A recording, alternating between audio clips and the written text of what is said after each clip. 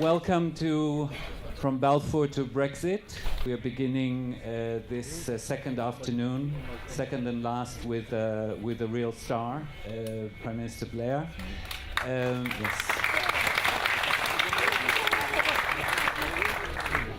Before we plunge into the great problems of the world, I would like to take this opportunity to thank our host, Motti Schwarz, Director General of Mishkenot Sha'ananim, first of all for organizing all this, you and your staff, and this wonderful venue. It's really been an inspiring place to hold this conference, so thank you from all of us.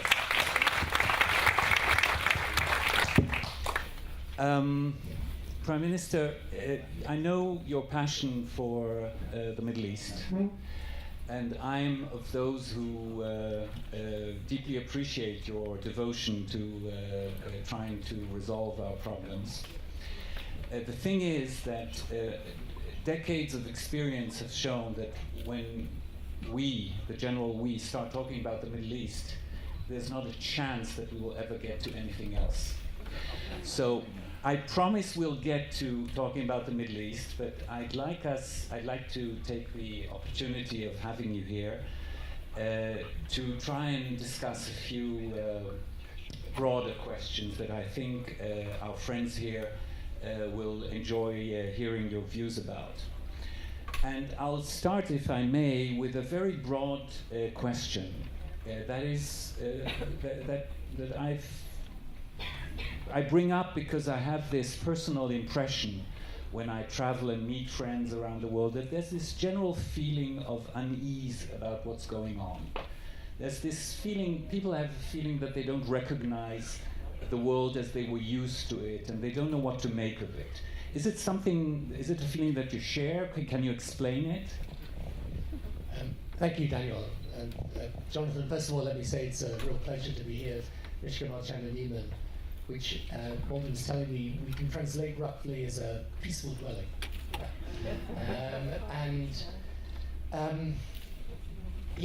Look, it's I'm never quite sure though whether if you post this question at any point in time in the last couple of thousand years or more, people wouldn't have said, yeah, the world's a very troubling place. I think what I would say is today, for me at least, as someone interested in politics, it's a very unpredictable place. And I would say that its unpredictability is right now, and its volatility are possibly the chief characteristics. So, I say to people nowadays that I've gone back to being a student of politics, because I used to think I could more or less do this business, and now I think maybe I can't really. There's lots I don't understand, and I'm trying to understand. So, the one thing that is there in my mind worries me is whether we've taken so much stability for granted, really. Okay, we've gone up and down, and this, and when you look at the past 70 years here, obviously you've had immense challenges and so on. But if you look at the West as a whole, at least, since the end of the Second World War, we've more or less kept the thing on an even keel, give or take. I have a sort of question at the back of my mind whether we've taken too much for granted or we are in danger of taking too much for granted. So this is an anxiety I have, but it's an anxiety that if you ask me to go into a deep rational analysis of it, I can't quite do it. Well, luckily I'm joined by a professional, because when I was asked to interview the Prime Minister, I thought, yeah, that will be fun. And then I thought, why?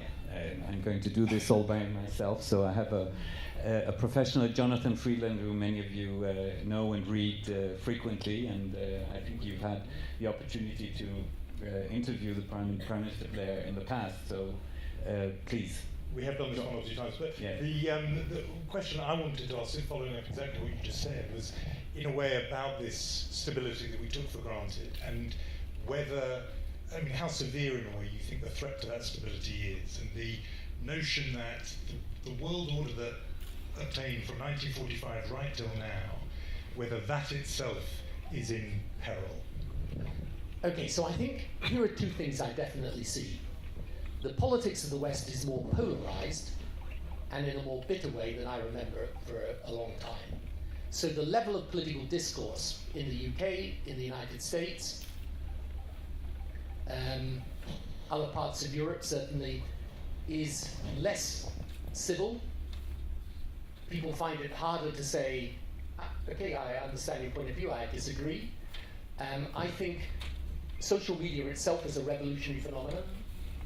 I think the combination of conventional and social media interacting with each other creates these fragmented media where bits of the media feel that their route to survival is to take a constituency and keep them in a permanent state of anger and grievance, usually against the other constituency. I think that worries me, because democracy democracy rests not just on the form of voting in your government, it rests on a certain spirit, if you like, or sentiment. And that sentiment is a bit of give and take. If it becomes winner takes all, that would worry me. And I see in the polarization of the debate something that troubles me and I haven't noticed so much of before. And social media, as I say, gives a great surge to that, because it's such a can often be such a vicious form of exchange. Okay. The second thing is, we should be very clear, the geopolitics of the world is changing radically. Okay. And the rise of China is something that when I first became Prime Minister 20 years ago, you would talk about, right? Every speech you have a little section, the rise of China. And you make some anodyne and really rather obvious remarks about the fact that obviously China is on its way up right now. There's no problem in the world that can be solved without China, and China's only going to grow more powerful, and its population is 25 times the size of the UK. So, you've got India coming behind, right? And then you've got other powers, Russia. In time, I think you will quite apart from the United States, obviously, but you've then got other large population countries that are going to be powerful players in the world. Now, here's the thing, for the last several hundred years, the West has really held sway, and the value system of the West has really held sway. But ours is not the only model in the world. I mean, the majority of people don't live in the same type of democratic systems that we do. So, we better think about what it is we're trying to defend and why we're trying to defend it, and realize that if our systems start being rendered either paralyzed or incompetent because of that polarization, you could get to the stage where people prefer a different model. When you were making those speeches and nodding to the rise of China, you would have assumed that US leadership was a constant, that was there. And now, is among the things, in the set of things you're worried about, and you mentioned things were unpredictable, the election of Donald Trump was not predicted by most people. Are you concerned that the US is not a reliable leader in the world in the way it would have been when you were Prime Minister? And in a way, we're sort of moving back to a bipolar model with, again, a confrontation between Russia and the US, something that we thought was gone. Yeah, but I think, yes, I think it is an additional factor. And I think if you're looking at from the European perspective right now, then we'll get on to the Brexit. Don't worry, yeah. But if you look at it from the European perspective right now, I think the Europeans will have to think very carefully about what is the future of their relationship with the United States. Not in the sense that we won't always be allies and friends and hopefully share the same value system, but if America decides it's going to look after its interests first in a very particular and strong way, that has repercussions for Europe. Now, the relationship between the State of Israel, for example, the US is, I think, is of a different order from any other relationship. I think it will survive whatever comes at it and whatever changes there are politically. But I think for me certainly this is an additional dimension. But I think even before President Trump, I think even with President Obama, there was a sense that America had, post 9/11 and so on and everything that we went through, had decided that it wanted to look after itself, and that's, perfectly understandable. I think with Russia, by the way, look, I think the Russian relationship will just have to be managed as best we can. But as I always said to people, the thing is, whatever disagreements we have with Russia, we also need Russia in order to resolve some of the problems of the world. So, virtually, if you ask me any question about most countries in the world, I can give you an answer. Whenever anyone asks me about Russia, I will say I don't know really. But I know we've got to live with them, so there it is. I'd like to come back to something you just said about social media and democracy. It used to be a premise that the internet and social media were the ultimate tool for democratization. And yet, in the last few years, there's this feeling as if it's turning against democracy, this tool, that it's become the tool of populism, of some anti-democratic events like interference in other countries' election campaigns, radicalization of all sorts of violent movements, etc., etc. So how do you see this?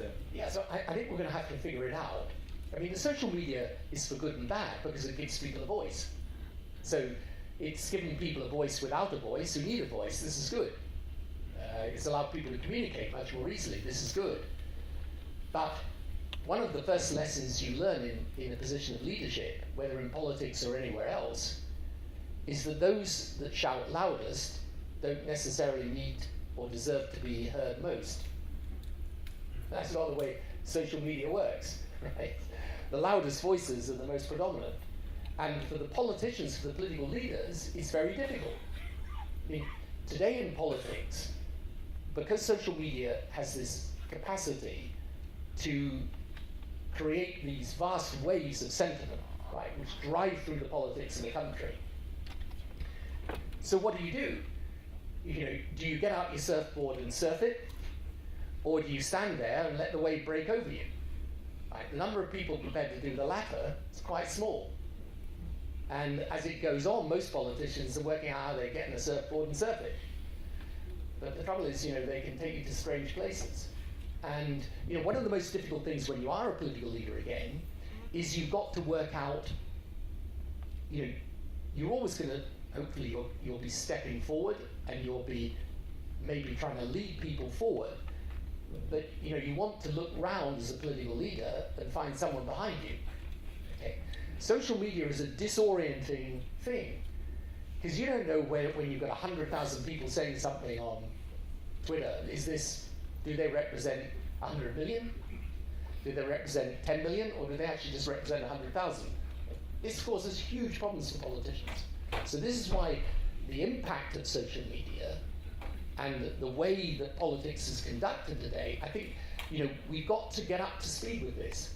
It's got to start becoming an issue. I actually think you've got to debate what the modern media really means and how we create a situation in which people can exchange necessary information with a reasonable degree of integrity around it so that they can have a proper political debate. It's very hard to do that. Yeah, you don't tweet yourself, do you? Well, not intentionally, but I don't. I mean, I've thought about it, because honestly, it seems to work for some people. But some people become presidents of the United States. That's right, but if someone asked me to tweet the answer to the Israeli-Palestinian issue, I find it somewhat limiting. And I think this is the danger, by the way, that you just get kind of, it's, and it's also, this is a very interesting thing as well, because it is revolutionary and it breaks up the notion of the professional politician. Okay. Now, here's the thing, it's a very unpopular thing to say. Everyone kind of hates professional politicians. But the thing is, there's a bit of politics, of course. The source of politics, and people in politics should be the belief, conviction, sense of mission, what you want to achieve in the world. But some of politics is like a business, like any other business, right? I mean, people never want to hear this, but it's true. Right? You can do it well, you can do it badly. Now, if you were running Manchester United, and the management came along, the people who owned the club came along, they said, look, I tell you what, we don't want Alex Ferguson, we don't want this guy Mourinho. Stand up the most passionate fan. You should run the club. And what do you think? You think these guys are gone crazy, right? Or, if you want heart surgery, you want a heart surgeon. You want someone who's passionate about your heart. So there's a bit of politics where you actually require people who are trained and schooled in the business of politics. But this is a totally discredited notion today. But actually, when you think about it, if you're handling really complicated, difficult challenges, it helps to have built some sensors over time. I think we're going to go on to Brexit quite soon, but before we do, there was just one question I wanted to ask you in the sort of wider international sphere, and it relates a bit to your time as Prime Minister.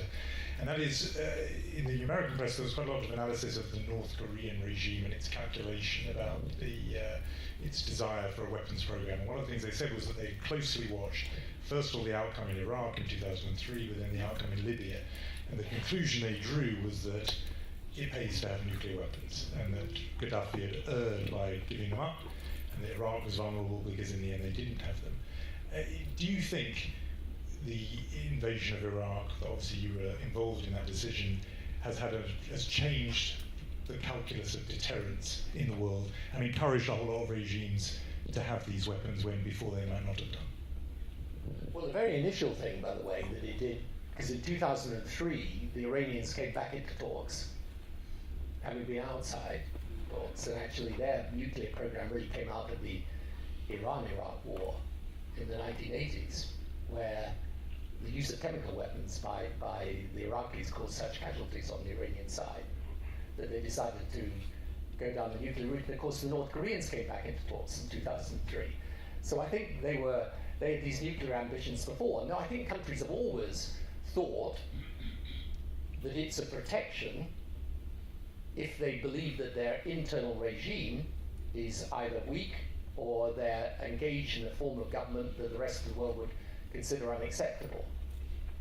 But the problem in North Korea is very simple. It's that you can say what you would do if they initiate aggression. And I've no doubt that if they didn't initiate aggression, the Americans would respond with overwhelming force. The problem is to take action in order to prevent them finally achieving that capability. This is very, very difficult. And this is why people frankly search for and are searching for diplomatic solutions, because the difference between the situation on the Korean Peninsula and the examples you gave earlier is that the conventional weaponry that the North Koreans have literally on the border, a short distance from Seoul, is enough to devastate the country. So this is why everyone who has grappled with North Korea has found it a highly intractable problem. And we look obviously to the Chinese for leadership on this, but I think you can overestimate as well the degree to which the North Korean regime will listen to China, since I think the leadership in North Korea today at least also distrusts the leadership in China. But in theory, we might be facing a situation where two countries with nuclear power will have some kind of confrontation, the US and North Korea. That's a situation that we actually never encountered. Yeah, and this is the reason why it is so important that we investigate every option we can, is because the consequence of North Korea with full nuclear capability is obviously extraordinarily challenging and dangerous. And as you can see from the fact that they fire a missile over Japan, this is not a regime that will obey the normal canons of reason. The whole theories of deterrence are sort of shaken. Yeah, I think that there's, but and Jonathan is right. The reason why they want to acquire this capability is for self-protection. Okay, let's move from non-conventional to unconventional. Brexit. Let's start maybe, for the sake of the audience, through your own eyes. Could you try and walk us through the process that led to Brexit, to a decision of the United Kingdom to leave the European Union? How did it come about? Well, in 140 characters. Precisely. I think people's lives are very difficult post-financial crisis. I think there's huge concerns in Britain, as everywhere, about immigration. I think there's a feeling of certain groups of people that they have been ignored by government. And then there are people who passionately believe Britain's best future lies outside of Europe. So I think the combination of those different elements came together, and the referendum, you could hold a referendum of that nature in many countries in Europe and get a similar result, by the way. Well, some have held not at this stage, not at this stage, at earlier stages. But the fact is as well that, of course, see, here's the thing about an election campaign. If you're fighting an election and the question on the ballot paper was, do you like the government? I promise you, there's no government will get re-elected. But fortunately, for those of us who have to fight for re-election, it's not. It's, do you like these people or these people? And the problem with the Brexit referendum is we don't know what the alternative is yet. And I think what there will be in the UK, but pay no attention to my political predictions now. I think there will be a growing feeling that we need to see the terms of the new relationship before we finally agree the divorce. Have you been surprised that there hasn't been more evidence of cold feet already among British voters? In the year and plus that's passed, there's been lots of evidence how difficult it's going to be. The currency immediately was heavily devalued. Toyota this week saying they may pull out. More and more stuff like that showing how difficult, stroke damaging it could be. Yet the polling numbers are stubbornly where they were on June the 23rd, 2016. You now describe yourself as a student of politics, but you were a master of electoral politics. Are you not surprised these numbers haven't shifted? I don't know. I think, first of all, by the way, people think it can't be changed, right? They think Can it? Well, it can be changed, but the people who have to decide it's going to be changed, but you've got to get a vote through Parliament at some point on this. So, and Article 50 is frankly unclear exactly what the status of the Article 50 letter, which is the letter triggering the leaving of the European Union. I think as well that there were great predictions of economic collapse that people expected to come immediately. Now, our currency, frankly, is down significantly, and that is a pretty good future prediction of what at least the financial markets think of our future prosperity. And I think underneath the surface, I think there is real economic damage. But I think people, for the moment, they're not convinced yet. And also people feel this was an opportunity that they took to shape the political system out, and they're very reluctant to let go of it. They think, I showed them, I did what I wanted to do, and why am I going to give this away now? What would have to happen for people to change their minds, do you think? I think people would have to come to a reasoned view that this was contrary to their interests. Because I think you will never, there are some people who feel so strongly about Britain leaving Europe and just think Europe's a mistaken idea, it's a wrong-headed notion, and Britain's better off outside of it. Now those people are never going to be convinced, right? Because they believe in it passionately, and almost, you might say, ideologically. But for the cost-benefit people, for the people who say, no, I think it's better out, if they come to a reasoned view that it isn't, and that can happen as a result of various factors. I do think, and this is why I said what I said about immigration a few days ago in the UK, I think you've got to deal with the immigration issue if you're going to change people's minds, because there is a real anxiety about that. Now, I actually don't think it's principally about European immigration. but Brexit became the vehicle to register that discontent. And so you've got to show people you listen to their anxieties and concerns. But then I think you've got to try, and this is the art of political leadership in a way, to give people an understanding of why in the world that's changing, we've just been talking about China and Russia and America and so on, for Britain to absent itself, pull itself out of the largest political union, biggest commercial market, to which it's tied geographically, now literally physically by the Channel Tunnel, it's a big diminution of the country's influence and standing. So, that's a more difficult argument to get across to people, but I believe it to be true. Well, that was my next question. What do you think Brexit, if it goes through all the way, what will it do to UK foreign policy? I mean, will it weaken? Will it liberate foreign policy because you're no longer constrained by the common foreign policy decisions of the EU, or will it just marginalize the UK?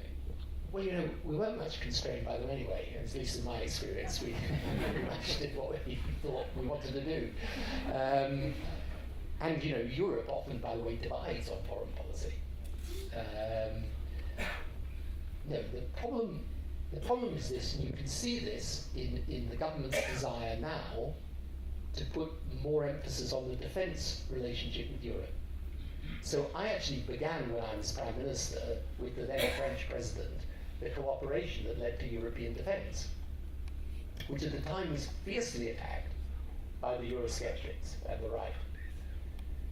Today you're in the bizarre position that as we withdraw from the economic structure of Europe, which by the way was the passion first of Margaret Thatcher and then of successive governments, we now want to sign up to a bigger development of the defence relationship, which, as I say, was always a point of difficulty. But what does that really show you? What it shows you is that in the end, in the world that's developing with China, India, America, Russia, Brazil, etc., countries are going to come together in order to establish collectively what they're unable to do individually. So if you go out to Asia today, the ASEAN countries, as they're called, which is basically the alliance, not including China, of those countries out in Southeast Asia, why are they coming together?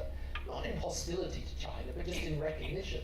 The weight of China is going to be so great in the scales that they've got to have some counterweight. Why in South America, where your Prime Minister is now, are the countries coming and banding together for the same reason? Why did we want Eastern European countries, Poland and the others, come into the European family of nations precisely to protect themselves in the event of resurgent nationalist Russia, which is what has arrived. So this, to me, is, in the end, when you're looking at the broad sweep of history, Britain is a great country, will continue to be a great country. By the way, I've never believed if you do Brexit, the sky's going to fall in, the world's going to fall in, we'll be penniless outcasts. No, of course not. We will make our way through that. But I think we will have lost significant influence, at least in the short term. Just before I'm probably getting on to Middle East very soon, but I just wanted to follow up this point you made before about those voters who might change their mind, the ones who do the cost-benefit analysis. How confident are you that even those people could see the evidence of cost before we've already left? In other words, there are some people who have the same view, more or less, that you do, that we should remain and want that, but cannot see a way that moment, the scales will fall from people's eyes before March 2019. In other words, we're probably going to have to come out if we're ever to go back in. Right, and so this is where all the things I've said about the unpredictability of politics can be an aid, because I don't think you can tell.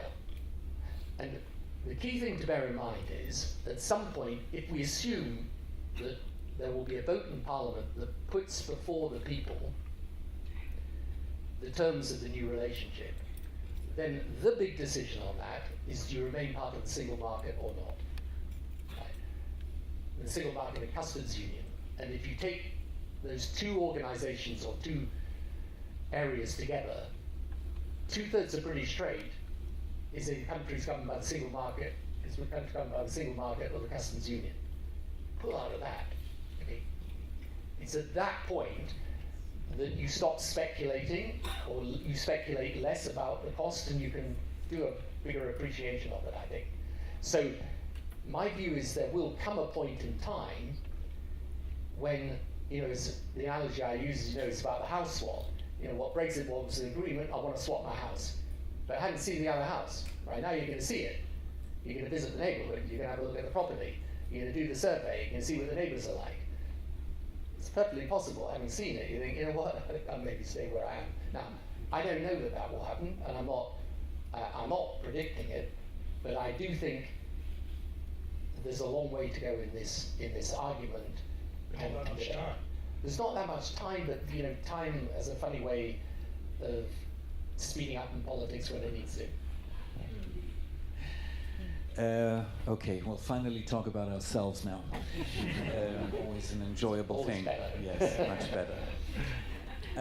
Prime Minister, a few weeks back you spoke at the Herzliya conference in the context of a session organized by the Israel Regional Initiative. I happen to be part of that.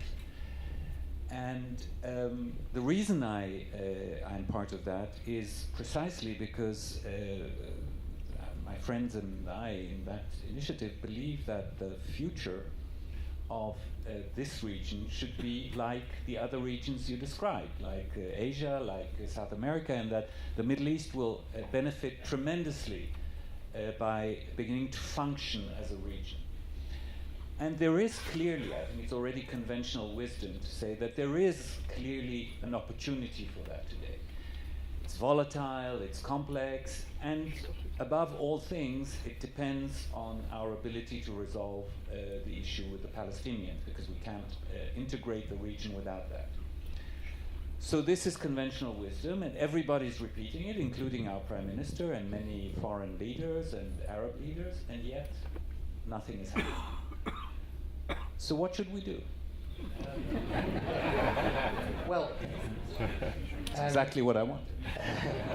First of all, I think the Israel Region Initiative is a great idea, and I congratulate you and your colleagues on what you're doing with it. And this will bear fruition, in my view, in the end. Whereas I'm a little pessimistic, this will strike me as very odd. I'm a little pessimistic about the state of Western politics right now. But actually, in the region, despite all of the problems, I can see a way through to the future, which is peaceful. And the thing that is really changing in the region is not so much here. It's elsewhere in the region where a new generation of leaders is coming into place. I think the advent of Mohammed bin Salman in Saudi Arabia is of huge significance and importance. I think the 2030 program and the economic and social change that he wants to make is of enormous significance again. I think you've got a new generation of leaders around in the region who understand two things. Now it's going to be a struggle to get there, but they understand these two things. The first is there is no solution to the economic problems of their countries until they get proper rule-based economies. Okay. One of the reasons why Israel's a successful economy is you've got the rule of law. Okay. The second thing they realize is that the politicization of the religion of Islam is a mistake, and you need to relieve yourself of that mistake in order to make progress. They understand that in a way that I have not seen in this region since I first took an interest in it 25, 30 years ago. So they understand that the future is rule-based economies and societies of religious tolerance. And that is the only future. Right? You can't join your country to the world if you're intolerant of someone because they have a different faith or a different color. It's not the way the world works today. And that new generation of leaders understand that now. So the strategic objective they have, in my view, is to create a situation in which the region is at peace, where Israel is recognized, and where they are openly and clearly in alliance with Israel. But for them, as they set out in the Arab Peace Initiative, that has to be done in conjunction with a resolution of the Palestinian question. But again, in my view, the difference today is that they are prepared actively to help and support that process, and not simply say, well, let you guys go off and sort it and then come back to me when you've done it. So this, I think, is very, very important. See, that is the way you've cast that as grounds for optimism. What people say when they hear that is essentially, where's the beef? Where's the evidence of this? And Daniel's right that the Prime Minister of Israel always talks about this new alliance of Sunni states. And if you saw what I saw behind the scenes, there's great cooperation. And one Israeli journalist I've spoken to says, "Show me, I'll believe this," he says, "when I see even one photograph of even a low-level Gulf official with a low-level Israeli official, then I'll believe it. But still, there is not even that." So, you and he and others have been saying this kind of optimistic message for 2 or 3 years about this new alliance, but where's the evidence of it? Sure, I completely understand that. It's one of these situations where you're obviously engaged in something that has got a lot of different elements to it, where, let's say, there's sometimes an inverse proportion between talking about something and doing it, and therefore I understand why people are skeptical. But I think actually that's not the thing that you should look for first of all, is the photograph. The thing you should look at first of all is, are they starting to make changes in their own country? Right. That's what we should look at first. And I think when you look round the region, you can see these changes happening. And those are the things that in the end are going to create the circumstances where there is a natural alliance, not just of interests, but of basic values. Right? And so I think this is not just about the fact that obviously the Gulf states and Israel have a common worry about Iran, okay, a common worry about Sunni forms of extremism. It's also think what cooperation could do in technology. Think what it could do in culture, right? Think what it could do for the prospects of economic development.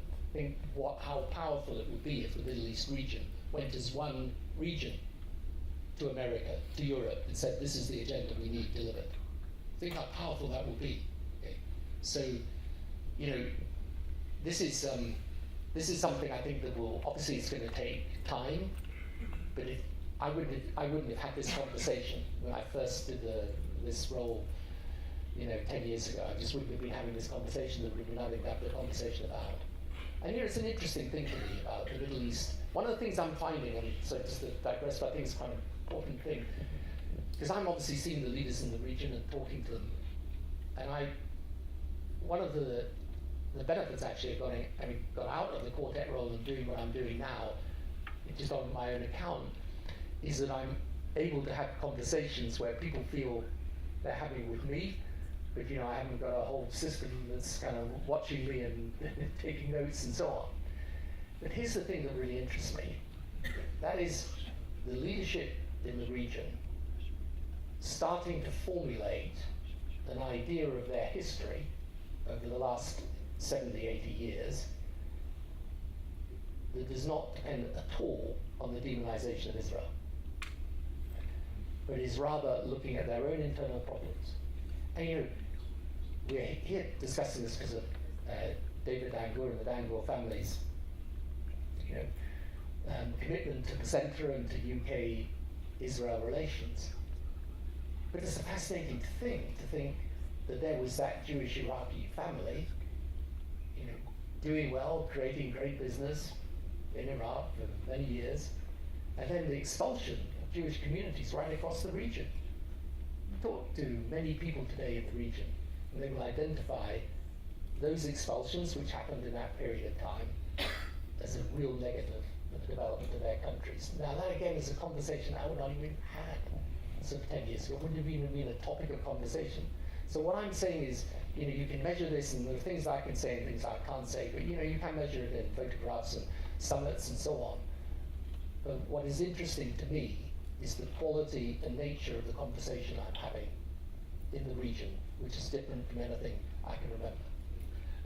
when you say that your impression is that these countries are prepared to take a more active role in promoting a solution between Israel and the Palestinians, what exactly do you mean beyond just dangling the benefits in front of the Israelis? Will they somehow put pressure on the Palestinians? Will they take an active mediation role?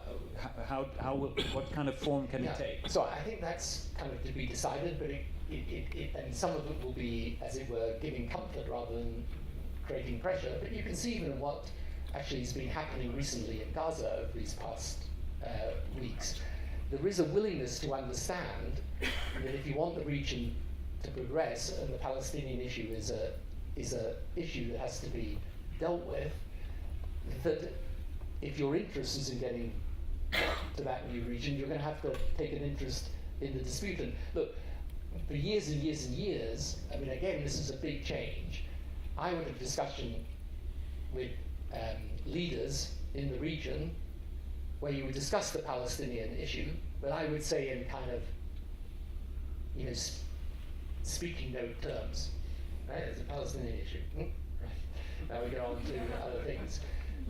That's not, today they're thinking about it, they want to know about it, they want to work out how we deal with the different aspects of it. This again, I think is important.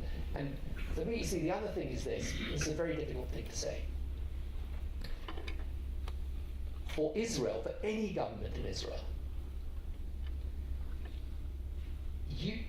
for the Prime Minister and the government of the day to do a peace deal with the Palestinians, I think is tough unless there is clear regional underpinning. And, you can make whatever criticisms you make of the Israeli government, this Israeli government or others, but there are also unresolved questions in Palestinian politics that are vital. If you as the Prime Minister of Israel are going to put the weight of peace and therefore your country's security on the shoulders of that politics. And that's why it's not just a question of pressuring people. The region is also important for the comfort it can give. That this is something where you've got partners helping solve this situation, not people just pointing the finger at you. It's something else I want to get on to, just as a quick response to that. Some people would say, we're talking about improvement or a shift in values, and they would say, that's pretty hard to square with the kind of really pretty appallingly brutal war that Saudi Arabia is currently fighting, for example, in Yemen, a really brutal slaughter going on there. It's hard to square that with the notion of a country that's shifting and coming into different values. But let me just also attach to that a thing about Middle East peace efforts and Israel-Palestine in particular. How much confidence do you have in the Donald Trump process? He sent his son-in-law Jared Kushner around. Are we to believe that the one functional thing about this Trump White House might be its Middle East peace initiative, or is that going to be as sort of chaotic and dysfunctional as the rest of what this White House is doing? Well, it's a slightly pejorative way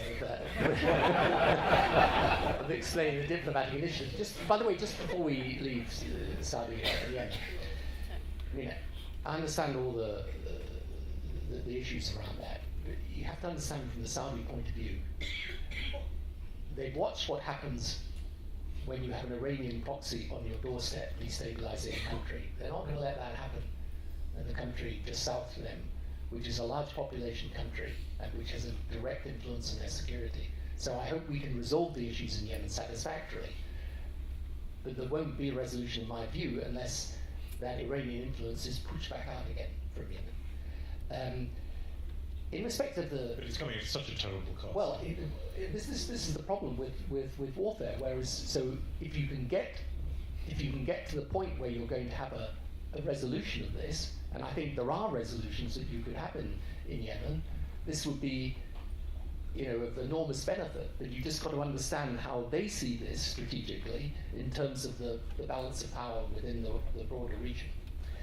In respect of the peace process now being run from the White House, well, I think we just got to give them a chance and see what they come up with. I do think, because of what I've been saying, I think there are new opportunities today.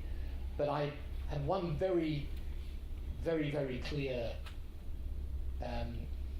lesson that I take away from, as I say, the 10 years now when I've really, I could talk to you about the peace process and what's happened in the last 10 years for many days, and I won't, but I'll sum it up in one sentence.